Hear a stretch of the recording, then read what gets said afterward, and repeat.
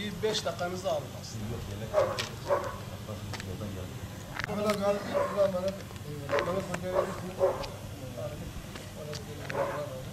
Bir şey içelim.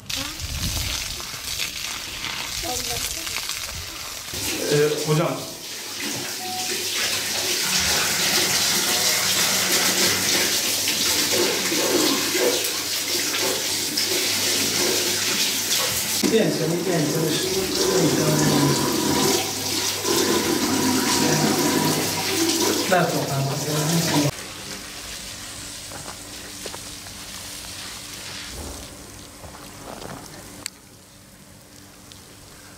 Teşekkürler. Avrupa Yetim Eli. Daha önce ağaçlarımız kupkuruydu. En büyük arzumuz suyun bir kuyun açılmasıydı. Şimdi ağaçlarımız suya kavuştuğu için hepsi dallandı, yeşillendi. Avrupa Yetim Eli'ne çok teşekkür ediyoruz. Avrupa Yetim Eli olarak Necla ve Hikmet Çankaya'nın açmış olduğu kuyunun başındayız şu anda. Kuyunun ana merkezi burası. Buradan karşıda gördüğünüz şey var, su depo alanı var.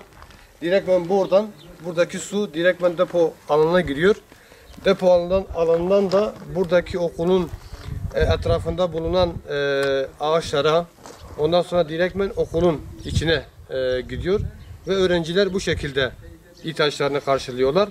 Tabii ki şu andaki zaman içerisinde okul tatil olduğundan dolayı şu anda bir öğrenci yok. Öğrenci bulamadık. Bu pandemi sürecinden dolayı okullar tatildir. İnşallah Allah-u Teala tekrardan Necla ve Hikmet Çankaya'nın açmış olduğu bu su kuyusunun açılışı için tekrardan teşekkür ediyoruz. Allah-u Teala hayırlarını kabul etsin inşallah. Nereden bize öğrenci geliyor? Ama bu sistem değiştiği için her köyde okul olduğu için sadece bizim mezralar geliyor.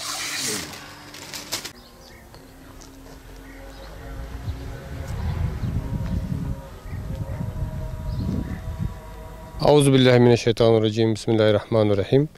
Avrupa Yetim Eli olarak Necla ve Hikmet Çankaya'nın su kuyusu açılışı için şu anda Urfa'nın Yamaçaltı köyündeyiz.